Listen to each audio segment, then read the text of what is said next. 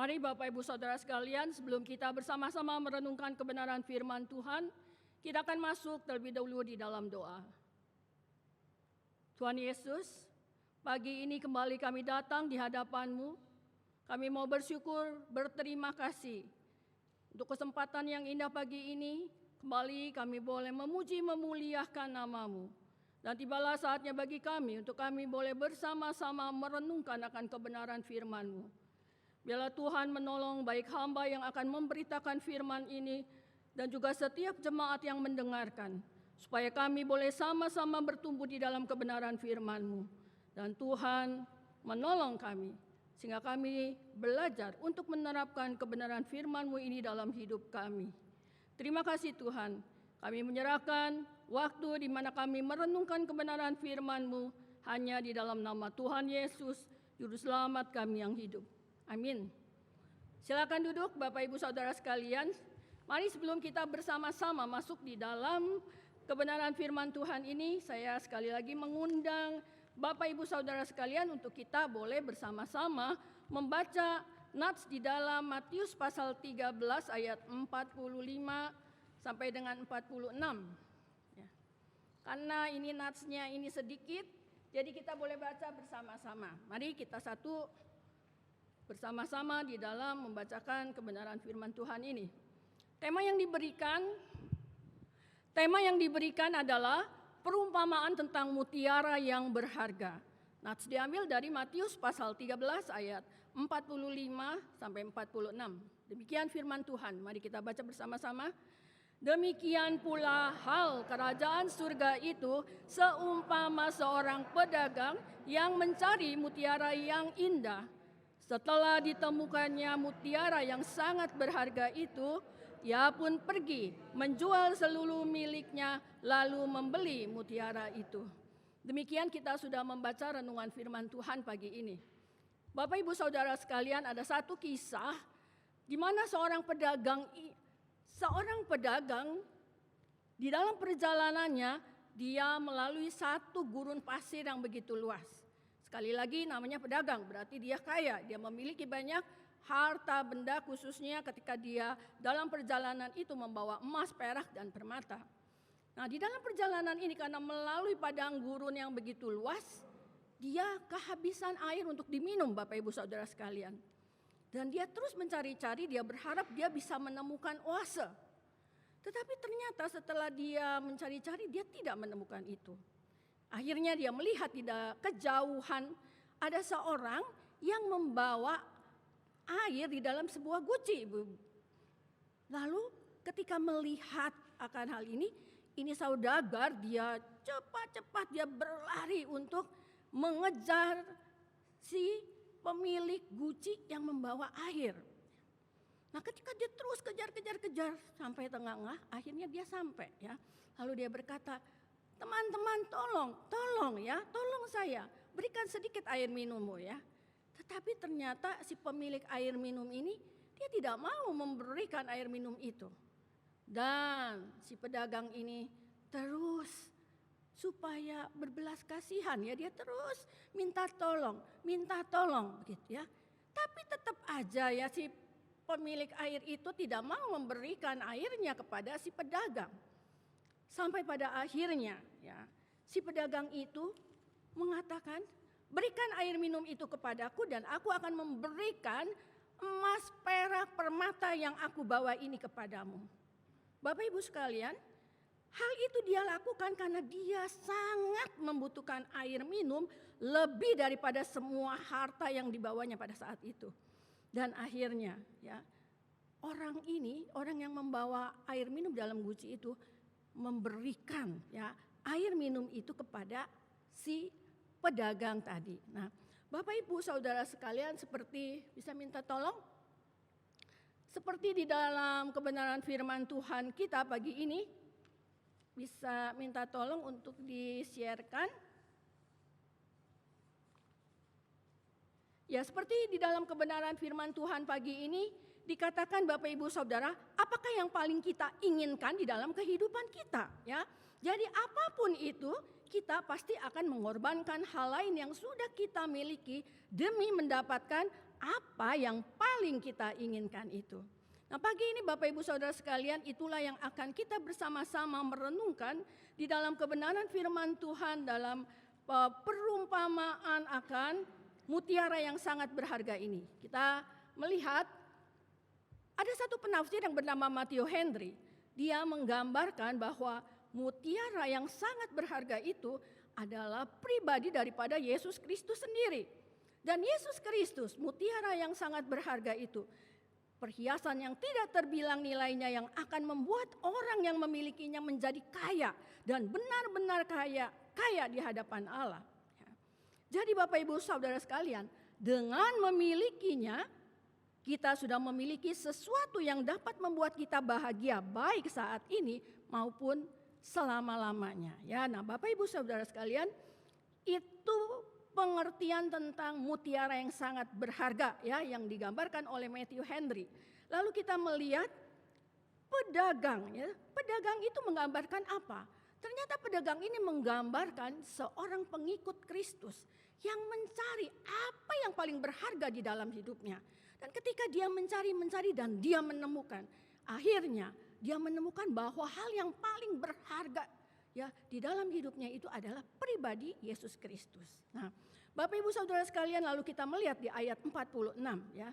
Setelah ditemukannya mutiara yang sangat berharga, pedagang itu menjual seluruh miliknya lalu membeli mutiara itu.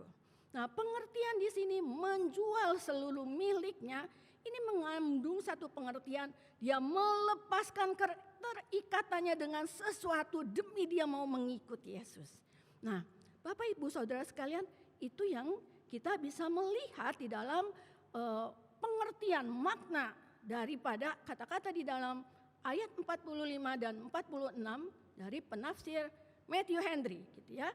Jadi intinya kalau kita bersama-sama itu membaca dalam satu pengertian, kerajaan surga itu seperti seorang pengikut Kristus yang mencari apakah sesuatu yang paling berharga dalam hidupnya. Ketika dia mencari, akhirnya dia menemukan bahwa sesuatu yang paling berharga dalam hidupnya adalah pribadi Yesus Kristus. Dan ketika dia menemukannya, dia melepaskan keterikatannya dengan segala sesuatu demi mengikuti Yesus Kristus. Bapak Ibu Saudara sekalian, ayat 45 dan 46 ini tidak terlepas dari ayat sebelumnya yang dicatat dengan perumpamaan harta terpendam. Nah, kedua perumpamaan ini memiliki satu persamaan, yaitu persamaannya apa? Kalau kita melihat ada tambahannya lagi ya. Jadi ketika pengikut Kristus ini sudah mencari dan dia akhirnya menemukan bahwa yang paling berharga adalah pribadi Yesus Kristus, lalu dia melepaskan keterikatan dengan segala sesuatu demi mengikuti Yesus Kristus. Nah, dia melakukannya itu bukan dengan terpaksa.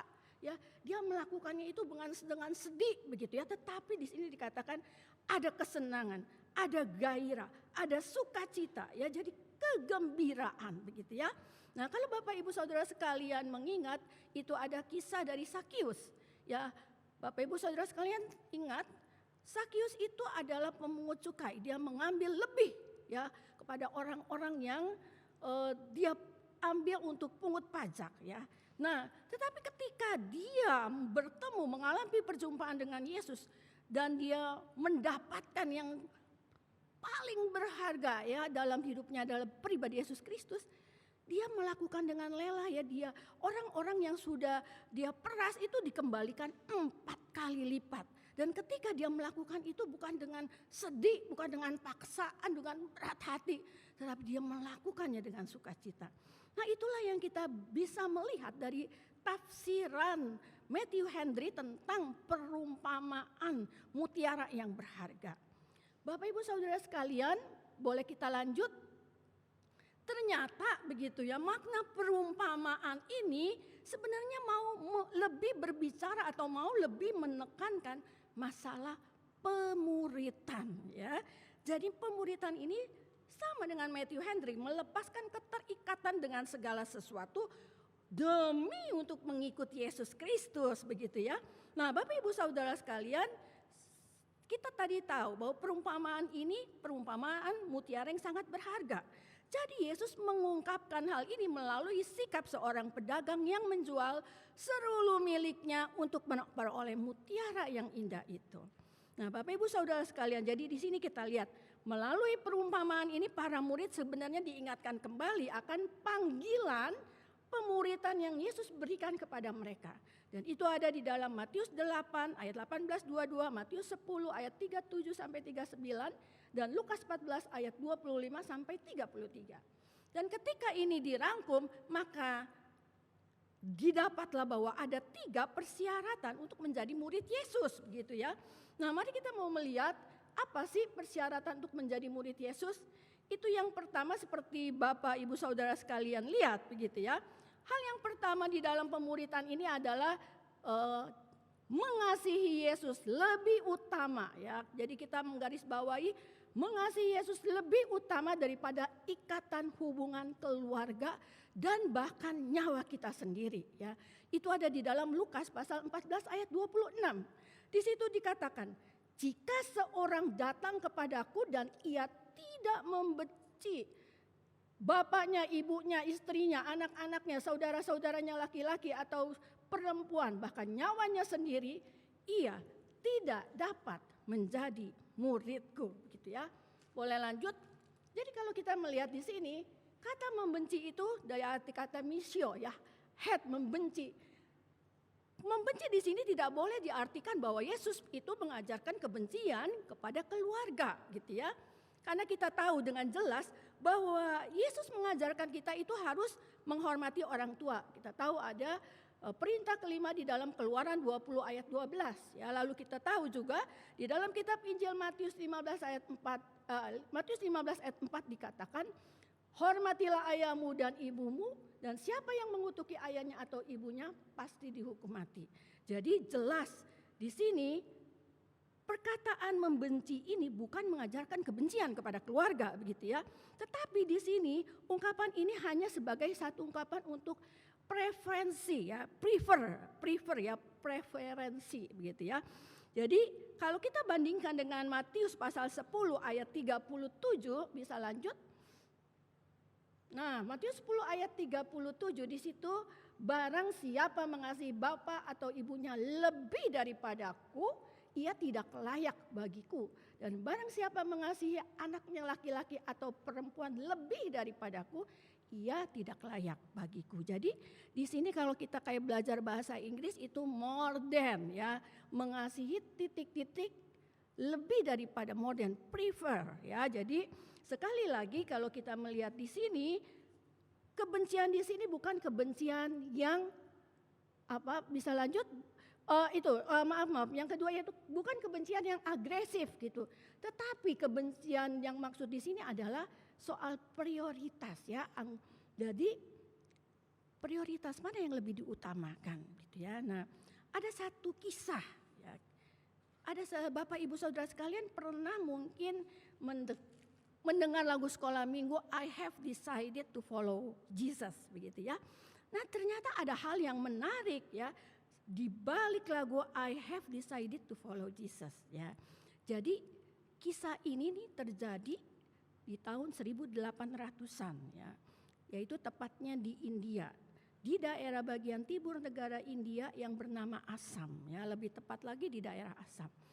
Jadi Bapak Ibu Saudara sekalian, pada waktu itu banyak misionaris Inggris yang menginjili ya ke seluruh dunia, termasuk salah satunya menginjili di negara India yaitu yang namanya Assam ini ya. Nah, Bapak Ibu Saudara sekalian, Assam bukanlah daerah yang mudah, tempat yang mudah untuk diinjilin. Kenapa? Karena penduduk setempat, orang-orang di situ, beberapa sukunya itu masih memiliki satu kebiasaan kanibalis ya, jadi makan orang begitu ya. Nah, selain itu mereka juga punya satu hal yang menjadi tantangan bagi si misionaris. Kenapa? Karena ini suku-suku ini dia enggak suka dengan kehadiran orang asing. Dan yang lebih parahnya lagi begitu ya, orang-orang Assam ini khususnya kaum laki-laki dia memiliki tradisi atau sesuatu kebudayaan yang mengerikan. Kenapa? Jadi status sosial dari kepala keluarga itu berdasarkan pada koleksi kepala manusia yang dipajang di depan rumah mereka. Ya, jadi semakin banyak itu kepala manusia yang dipajang itu artinya semakin mereka dipandang itu benar-benar mampu di dalam melindungi keluarga mereka. Dan tidak hanya itu saja, mereka dihormati di dalam suku-suku mereka. Ya, jadi itu loh keberadaan daripada orang-orang di daerah Assam ini. Ya, jadi bukan mudah untuk menginjili di daerah Assam di India ini, ya. Nah, ada hal yang menarik begitu ya. Jadi inti singkatnya, ketika ini misionaris menginjili, ada satu keluarga yang trust in God, ya, trust in the Lord. Ya, dia percaya kepada Yesus Kristus. Dia menerima Yesus Kristus sebagai Tuhan dan juru selamatnya. Nah, ini merupakan keluarga pertama, ya. Nah, ternyata keluarga ini, keluarga pertama yang percaya kepada Yesus Kristus itu menjadi berkat bagi keluarga-keluarga lain. Ya, luar biasa begitu ya. Jadi banyak penduduk setempat di daerah Assam itu menjadi percaya kepada Yesus Kristus karena keluarga yang pertama ini begitu ya. Nah, ketika ini didengar oleh kepala suku, wah, kepala sukunya ini sangat marah begitu ya. Lalu dipanggil itu keluarga pertama yang mana ya. Suruh datang lalu diadilin. Jadi si kepala suku manggil masyarakat setempat, lalu juga manggil si keluarga pertama yang tadi sudah menerima Yesus Kristus, dan keluarga pertama ini mau diadilin ya. Nah, keluarga pertama yang menerima Yesus Kristus ini dia punya seorang istri dan punya 2 orang anak laki-laki. Nah, di dalam keluarga pertama ini yang menjadi percaya kepada Yesus Kristus, itu kepala keluarganya bernama Nokseng ya. Saya tulis di sini Nokseng ya, dari suku Garo gitu ya. Nah, Bapak Ibu Saudara sekalian, ketika diadilin, lalu si kepala suku ini berkata, dia mengancam supaya kenapa? Kamu harus melepaskan iman percaya kamu ya. Jadi ini diancam supaya si Nokseng sama keluarganya ini meninggalkan iman mereka. Ya. Tetapi ternyata apakah si Nokseng ini sebagai kepala keluarga melepaskan iman ketika diancam? Tidak, Bapak Ibu Saudara sekalian. Kenapa? Justru dia mengatakan satu kalimat dari lagu I Have Decided to Follow Jesus ya. Jadi dia mengatakan I have decided to follow Jesus. No turning back ya. Artinya saya memutuskan untuk mengikut Yesus, dan ketika saya memutuskan untuk mengikut Yesus, saya tidak akan melepaskan dia ya. Nah, si kepala suku ini menjadi sangat marah, lalu dia memerintahkan anak buahnya, pengawalnya untuk menembas ya. Jadi dia ambil tombak, dia hujam tombak itu kepada kedua anak si Nokseng ya. Sehingga anak yang tidak berdaya ini meninggal pada saat itu. Begitulah kejadian ini. Tapi tidak berhenti sampai di situ. Kenapa? Lalu si kepala suku ini mengatakan, kalau kamu tidak melepaskan iman kamu, maka bukan hanya anak-anak kamu yang akan kami bunuh, tetapi juga istri kamu. Lalu apa yang terjadi? Istrinya mengatakan kepada suaminya, "Pak, jangan melepaskan iman percaya kepada Yesus Kristus." Dan memang suaminya si Nokseng ini tidak pernah mau melepaskan iman percayanya. Dan ini membuat si kepala suku itu menjadi bertambah marah. Lalu istrinya ini pun dibunuh. Ya. Tetapi sekali lagi ketika ditanya oleh si kepala suku ini bahwa dia akan kehilangan istrinya, ya, bukan hanya anak-anaknya. Kalau tidak, kamu tidak mau melepaskan iman kamu. Dan si kepala keluarga yang bernama Nokseng ini, dia mengucapkan kalimat kedua di dalam lagu yang sebentar kita akan nyanyikan. Dia mengatakan, Don't go with me, still I'll follow. Ya, don't go with me, still I will follow. Artinya, meskipun tidak ada seorang pun begitu yang mau mengikutmu, tetapi I will follow. Saya tetap akan mengikut dalam iman percaya kepada Yesus Kristus. Dan ini membuat sekali lagi istrinya itu mati dibunuh ya, karena kepala suku ini begitu sangat marah. Lalu apa yang terjadi? Apa berhenti sampai di sini? Tidak. Akhirnya kepala suku itu mengatakan, satu kesempatan lagi bagi kamu. Kamu akan hidup, saya akan biarkan kamu hidup kalau kamu melepaskan iman percaya kamu. Tetapi Nokseng ya tidak melepaskan iman percayanya, dan dia mengatakan kalimat ketiga dari lagu I Have Decided, yaitu the cross, the world behind me, the cross before me. Artinya dunia ada di belakangku, tetapi salib Tuhan Yesus, imanku adalah tetap Tuhan Yesus. No turning back, no turning back. Saya tidak akan kembali untuk meninggalkan iman percaya saya. Nah, Bapak Ibu Saudara sekalian, akhirnya Nokseng ya, satu keluarga ini ya meninggal ya, karena apa? Mau tetap beriman ya, seperti mutiara yang sangat berharga tadi. Pedagang melepaskan semuanya, menjual miliknya untuk mendapatkan mutiara berharga, yaitu pribadi Yesus. Itulah yang kita melihat dari kisah nyata ini. Bapak Ibu Saudara sekalian, ternyata ya luar biasa. Kenapa? Dampak dari kematian keluarga ini itu ternyata membuat semakin banyak orang menjadi percaya kepada Yesus Kristus. Dan kepala suku ini pun mulai hatinya itu bertanya-tanya ya, apa dan mengapa orang yang namanya Nokseng ini berani menyerahkan hidupnya dan keluarganya ya kepada iman Yesus Kristus. Singkat kata, pemimpin kepala suku ini pun akhirnya menjadi percaya kepada Yesus Kristus. Lalu dia manggil seluruh penduduk setempat. Dan ketika penduduk setempat melihat kepala sukunya itu percaya kepada Yesus Kristus, penduduk setempat itu pun menjadi percaya kepada Yesus Kristus. Kisah yang indah bukan? Tetapi satu pengorbanan yang luar biasa ya, seperti perumpamaan mutiara yang sangat berharga ini.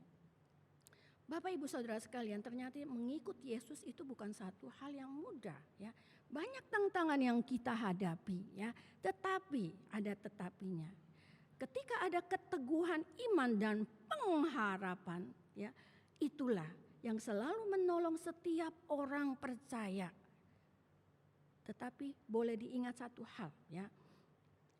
Tantangan dalam setiap zaman itu bisa berbeda-beda ya. Kalau tadi si Nokseng tantangannya itu begitu ya. Tetapi zaman sekarang ini tantangannya berbeda begitu ya. Nah, Bapak Ibu Saudara sekalian, apapun tantangan yang Bapak Ibu Saudara hadapi saat ini, biarlah sekali lagi prinsipnya sama ya. Tetap kuat berpegang pada iman, kita percaya kepada Yesus Kristus ya. Tantangan zaman saat ini apa? Banyak ibu-ibu, apalagi pasca daripada COVID ya. Saya mendapatkan banyak keluarga-keluarga itu hampir bercerai karena masalah ekonomi di dalam keluarga ya. Kenapa? Penghasilannya berkurang, suaminya harga-harga naik begitu. Dengan penghasilan yang berkurang, bagaimana untuk mencukupi satu keluarga? Anak-anak uang sekolah naik begitu ya. Jadi istrinya meninggalkan suaminya pergi ke rumah orang tuanya, anak-anak juga terbengkalai, nggak ada yang ngurus makanan ya. Ini yang saya lihat dari beberapa keluarga di dalam komisi wanita yang saya melayani ya. Jadi bukan hal yang mudah tantangannya. Apakah di tengah keberadaan itu tetap ada tuh yang penyertaan Tuhan Yesus begitu ya? Apa bagi Tuhan tidak tahu begitu ya? Kenapa Tuhan tidak menolong ya? Ini satu tantangan iman ya. Ya bukan tantangan seperti si Nokseng begitu ya. Belum lagi di dalam tantangan anak-anak muda yang saat ini baru lulus kuliah. Persaingan kompetitif untuk mendapatkan pekerjaan itu tidak mudah. Bersaing, the best, hanya anak-anak yang the best bisa merebut kursi untuk satu lowongan pekerjaan.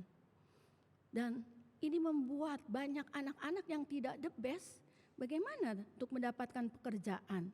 Bagaimana untuk meniti satu keluarga? Bagaimana bisa menabung untuk menikah, membeli rumah dan sebagainya? Ada kekhawatiran-kekhawatiran. Ini tantangan, ya. Apakah mau melepaskan iman di tengah keberadaan itu? Belum lagi dengan anak-anak yang masih kuliah, gitu ya.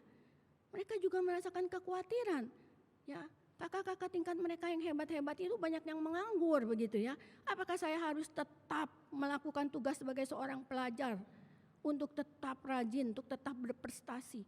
Ini juga menjadi satu tantangan iman ya. Jadi Bapak Ibu Saudara sekalian, tantangan dalam setiap zaman bisa berbeda-beda, tetapi prinsipnya ada satu. Tetap kuat teguh beriman kepada Yesus Kristus ya. Karena dia adalah satu-satunya penolong yang dapat kita andalkan.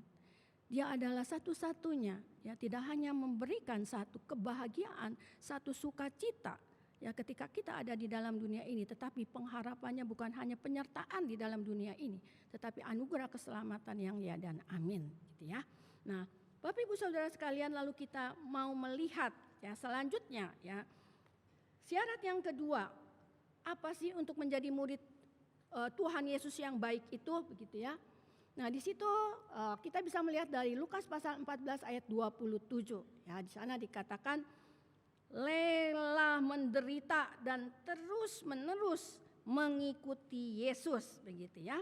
Nah, Bapak Ibu Saudara sekalian, kita melihat di sini salib pada zaman Yesus Kristus pada abad pertama itu berbeda dengan salib yang kita lihat sekarang ya. Kalau kita lihat sekarang, salib ini sebagai aksesoris ya, bisa dikalungkan di leher atau simbol daripada suatu gedung gereja begitu ya. Tetapi salib pada zaman Tuhan Yesus itu kita bayangkan ya, penderitaan Tuhan Yesus ketika memikul kayu salib. Nah, itulah gambaran salib pada waktu itu. Jadi salib itu apa pada waktu zaman Tuhan Yesus? Dia sebagai alat dari kayu yang keras untuk menghukum para penjahat yang pada zaman pemerintahan daripada di bawah pemerintahan Romawi. Jadi menghukum mati para penjahat di bawah pemerintahan Romawi, itulah dipakai salib begitu ya.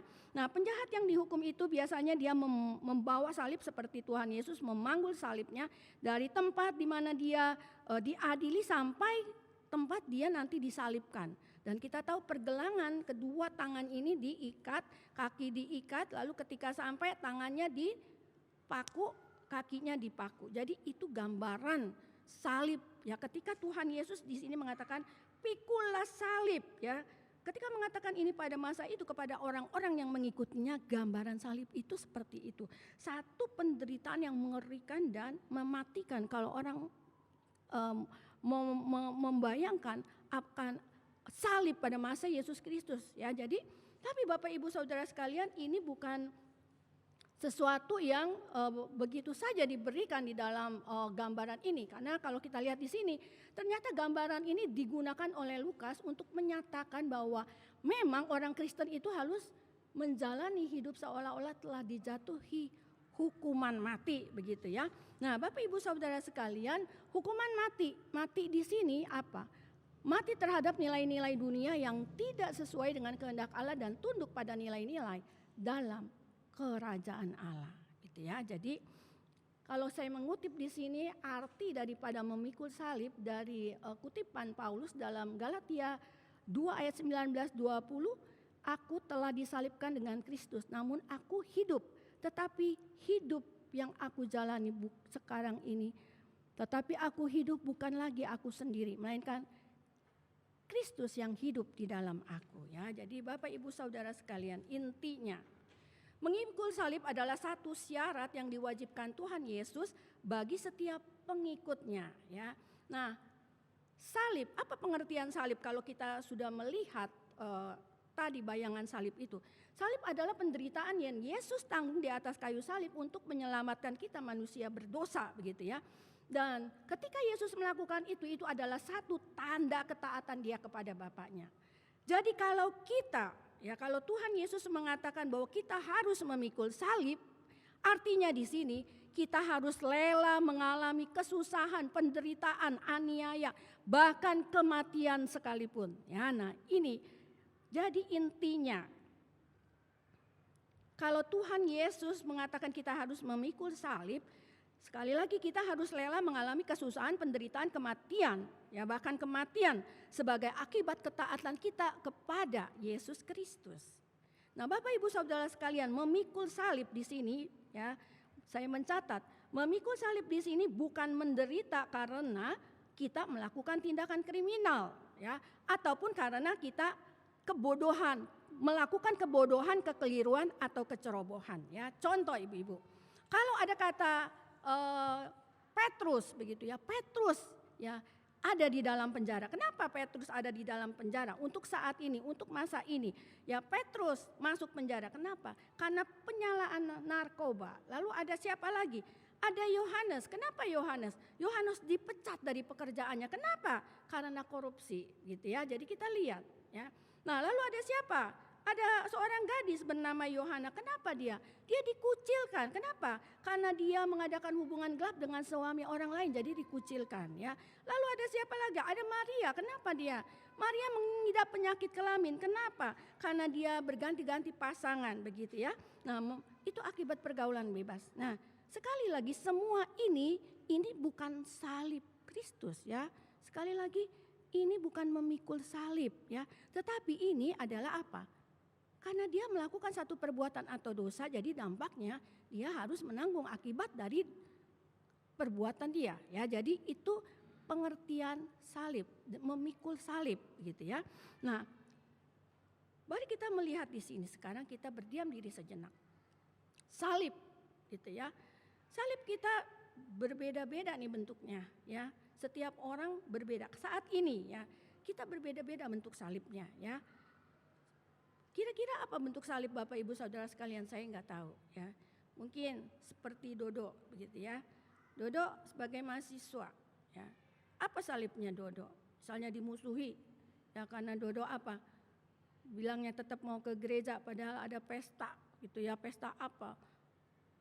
Pesta narkoba gitu ya. Nah, ini contoh, ya. Jadi di sini misalnya siapa yang bekerja? Oh, karirnya dihambat. Kenapa? Karena mayoritas pengambil keputusan itu bukanlah pengikut Kristus. Jadi nggak naik-naik jenjangnya di kantor karena dia orang Kristen, gitu ya. Nah, itu juga merupakan salib bagi yang bekerja.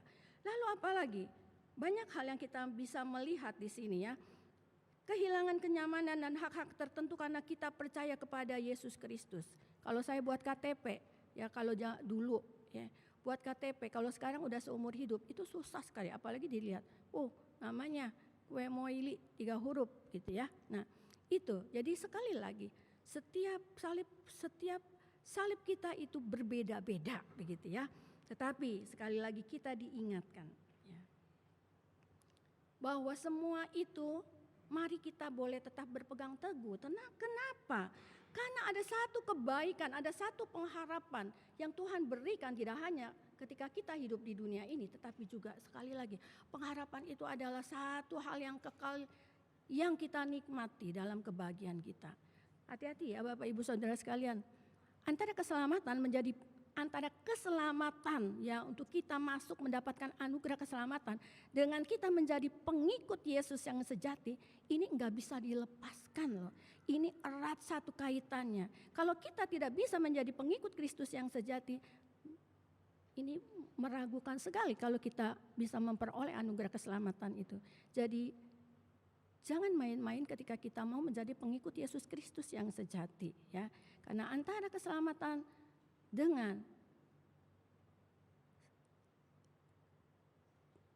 iman itu menjadi satu hal yang menentukan, ya. Siapa kita sebenarnya? Apakah kita pengikut Kristus sejati yang boleh diselamatkan dalam anugerahnya? Biar ini menjadi satu perenungan kita bersama. Lalu poin yang ketiga yang kita mau melihat, poin yang terakhir yang kita bisa lihat di sini, yaitu poinnya yang ada di Lukas 14 ayat 33. Saya mencatat di sini, komitmen memberikan seluruh hidupnya kepada Kristus lebih dari apapun sampai pada akhir kehidupan, ya. Itu ada di Lukas 14 ayat 33, ya. Demikian pula lah tiap-tiap orang di antara kamu yang tidak melepaskan dirinya dari segala miliknya, dia tidak dapat menjadi murid Tuhan gitu ya. Nah, kita mau membandingkan ini dengan kehidupan Rasul Paulus. Bisa minta di-share tentang kehidupan Rasul Paulus, Filipi 3 ayat 4 sampai 8 ya. Saya mencatat di sini. Paulus itu bermegah di dalam Kristus begitu ya, dan dia tidak menaruh, nggak sombong, nggak memegahkan diri dalam hal-hal lahiriah. Padahal kalau kita lihat di sini luar biasa si Paulus begitu ya, di ayatnya yang ke-5. Dia dari bangsa Israel, disunat pada hari ke-8, suku Benyamin, orang Ibrani asli begitu ya. Dan tentang pendirian hukum Taurat dia luar biasa ya. Dan dia juga mentaati hukum Taurat, itu di ayat yang ke-6. Tetapi sekali lagi ini hal-hal lahiriah yang bagi Paulus itu bisa dibanggakan loh begitu ya. Tetapi di ayat 7, di ayat 8 dikatakan, tetapi apa yang dahulu merupakan keuntungan bagiku, sekarang ku anggap rugi karena Kristus ya.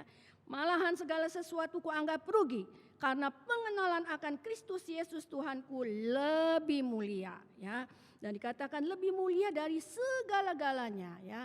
Oleh karena itulah, di situ dikatakan oleh karena dialah aku sudah melepaskan semuanya itu dan menganggapnya sampah supaya aku bisa memperoleh Yesus Kristus. Jadi ini luar biasa ya.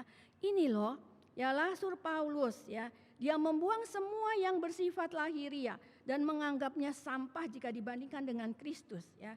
Paulus tidak membanggakan kehebatan-kehebatan lahiriah di dalam dirinya. Tetapi dia mengutamakan pengenalan akan Yesus Kristus sebagai goal, tujuan utama dalam hidupnya. Ini yang kita bisa lihat dari Rasul Paulus begitu ya. Nah, Bapak Ibu Saudara sekalian, kita mau membandingkan ini begitu ya. Membandingkan dengan apa? Bisa lanjut di Lukas 18 ayat 18. Di dalam Lukas 18 ayat 18 kita tahu cerita ini ya. Di Lukas 18 ayat 18 sampai 30 kita tahu ada. Bisa lanjut? Lukas pasal 18 ya. Oke, enggak ada di sini ya. Intinya Bapak Ibu Saudara sekalian tahu ya, ada pemimpin ya. Pemimpin yang kaya begitu, tetapi pemimpin ini dia begitu hebat. Ya kenapa? Dia melakukan ibadahnya luar biasa ya, hukum Taurat, menjalankan hukum Taurat luar biasa. Dia menghormat, pokoknya semua syarat-syarat hukum Taurat itu dia sudah lakukan. Tetapi hanya ada satu begitu. Kenapa? Dia mau tahu ya, ini dia seperti seorang orang yang mencari apa yang paling berharga dalam hidupnya. Cari begitu ya. Dan dia bertanya kepada Yesus, apa sih, bagaimana supaya dia bisa memperoleh keselamatan gitu ya. Ini seorang, kalau di dalam Matius digambarkan seorang pemuda ya. Kalau di dalam Lukas itu seorang pemimpin ya. Jadi kita melihat begitu ya. Di masyarakat umum itu, di hadapan orang-orang masyarakat umum, dia punya kehidupan moralitas yang tidak tercela. Kenapa? Karena dia mentaati hukum Taurat yang luar biasa. Lalu apalagi? Dia sebagai pemimpin, dia juga orang kaya, dia pengusaha. Dalam pengusaha dia juga bersih ya, dalam arti enggak melenceng dalam menjalankan pengusahanya. Lalu apalagi? Sebagai anak, jangan ditanya ya. Di sini dia menjalankan semua itu sejak masa mudanya. Jadi luar biasa moralitas beragamanya begitu ya. Nah, hanya satu begitu. Kenapa? Dia bertanya sama Tuhan Yesus ya. Bagaimana sih supaya bisa memiliki kehidupan hidup kekal gitu ya. Nah, sekali lagi kalau kita melihat di dalam Lukas 18 ini ayat 18 ya. Jadi ketika dia bertanya ya, dia mau bisa memiliki hidup yang kekal ya. Dan kita lihat di dalam Lukas 18 ini menjawab permintaan si pemimpin akan kehidupan kekal, Tuhan Yesus suruh apa? Jual ya, jual seluruh milikmu dan bagikan kepada orang-orang miskin dan ikutlah aku gitu ya. Nah, Bapak Ibu Saudara sekalian, sekali lagi perintah ini itu bukan suruh jual harta itu supaya bisa masuk surga begitu ya. Jadi di sini bukan mengajarkan bahwa amal atau perbuatan baik itu bisa membawa orang masuk ke dalam kerajaan surga, bukan gitu ya. Jadi bukan itu intinya ketika Yesus memberitahu satu, yaitu jual harta ya, bagi-bagikan kepada orang miskin, lalu kamu datang kepadaku ya. Nah, ternyata Yesus punya maksud dan tujuan ketika Yesus memberi perintah ini. Kenapa? Ternyata perintah Yesus itu sebenarnya mau melihat, mau menguji begitu ya. Ini orang nih kira-kira menempatkan hatinya di mana ya? Hati, jiwa, pikirannya ada di mana begitu? Prioritasnya apa ya gitu ya? Nah, Bapak Ibu Saudara sekalian, kalau kita lihat di dalam kisah ini terungkaplah bahwa ia tidak menempatkan Allah sebagai prioritas utama di dalam hidupnya begitu ya. Karena ternyata dia lebih sayang kepada hartanya gitu ya. Dia lebih rela tidak taat, dia lebih rela kehilangan kehidupan yang kekal. Luar biasa ya ibu-ibu ya. Nah, ibu-ibu sekalian, Yesus bukan menghendaki kita untuk tidak menjadi kaya, melainkan di sini Yesus menginginkan supaya hati kita tidak terpaut kepada kekayaan itu ya. Dalam hal ini mungkin ibu-ibu akan bilang, bapak ibu akan bilang begini. Oh, itu orang pemimpin itu gimana sih, begitu bodoh banget begitu ya. Masa cuma mau melepaskan kekayaan bagi-bagi ke orang miskin. Dia gak bisa sih lakukan itu kan untuk memperoleh anugerah keselamatan loh. Aduh bodohnya gitu ya. Bapak ibu saudara mungkin bisa berkata begitu. Kenapa? Karena bapak ibu saudara gak punya harta sebanyak si pemimpin ini begitulah. Masalahnya kita gak punya harta seperti pemimpin ini. Jadi kita pikir bodoh ya. Coba kalau kita punya harta seperti dia ya. Gak usah jauh-jauh.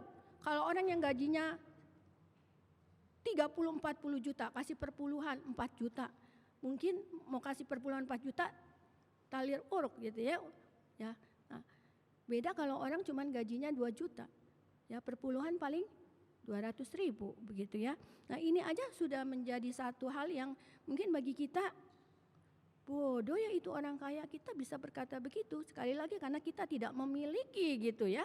Gak memiliki kekayaan seperti orang kaya ini begitu ya. Tetapi di sini penekanan saya adalah mari kita berintrospeksi kepada diri kita masing-masing. Mungkin kekayaan tidak menghambat kita untuk beroleh kehidupan kekal. Karena kita tidak memiliki kekayaan sebanyak si pemimpin ini. Biar kita mau introspeksi diri. Apa yang membuat kita ini sulit untuk bisa mengasihi Tuhan dengan segenap hati, segenap jiwa, segenap pikiran. Sekali lagi ini bukan buat Bapak Ibu Saudara sekalian, tetapi juga buat saya di dalamnya ya. Mari kita introspeksi diri ya. Kalau orang kaya itu karena kekayaannya ya. Sekali lagi kekayaan bukan salah ya. Tetapi ada orang yang justru karena untuk mendapatkan kekayaan dia jam kerjanya lebih banyak. Karena jam kerjanya lebih banyak untuk dapat banyak uang. Untuk dapat banyak uang jadi waktu berdoa secara pribadi jadi terganggu. Jadi waktu ibadah juga terganggu. Kenapa? Untuknya beribadah gak bisa beribadah gitu ya. Nah ini juga ya sejauh mana. Ya, jadi tiap-tiap orang punya hal yang berbeda dalam pergumulan ini ya. Biar Tuhan menolong kita ya. Apa sih hal yang sulit bagi saya memprioritaskan Tuhan dalam hidup saya supaya saya menjadi satu murid sejati ya. Biar Tuhan menolong kita ya. Mari kita akan menutup ibadah ini. Sebelumnya kita mau menaikkan satu pujian ya. Kita meresponi itu dengan satu pujian I have decided to follow Jesus ya. Mengingatkan kita akan si Nokseng ya.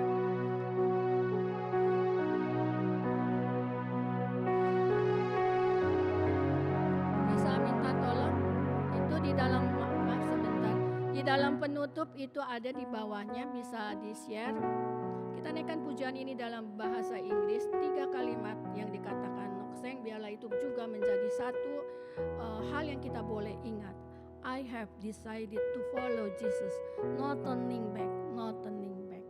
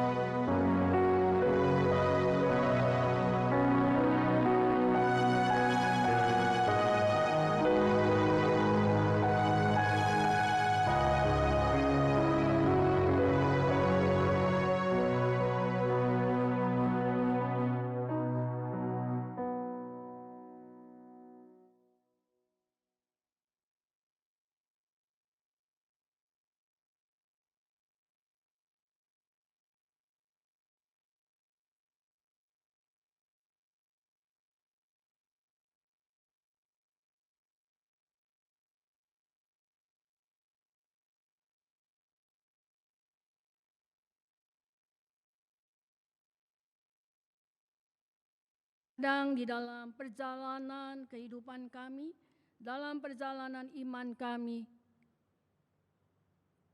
pun gagal untuk melakukan akan kebenaran firman-Mu ini dengan baik dalam hidup kami. Tetapi sekali lagi, ketika pagi ini kami diingatkan akan kebenaran firman-Mu ini, tolong kami Tuhan, supaya kami boleh perlahan tapi pasti untuk kembali bangkit, untuk kembali berjalan, untuk kembali ada di dalam ketaatan kami, menjadi seorang pengikut Kristus sejati. Kami tahu Tuhan ada banyak tantangan yang kami hadapi, dan tidak mudah bagi kami untuk menjadi seorang pengikut Kristus yang sejati. Tetapi kami juga percaya bahwa bersama Tuhan, perlahan tapi pasti, Tuhan menyertai kami, Tuhan menolong kami, sehingga kami boleh menjadi seperti Tuhan mau dalam hidup kami. Terima kasih Tuhan. Di dalam nama-Mu, hamba sudah berdoa dan mengucap syukur. Amin. Saya mengundang Bapak Ibu Saudara untuk bangkit berdiri, kita bersama-sama akan mengiklarkan pengakuan iman rasuli.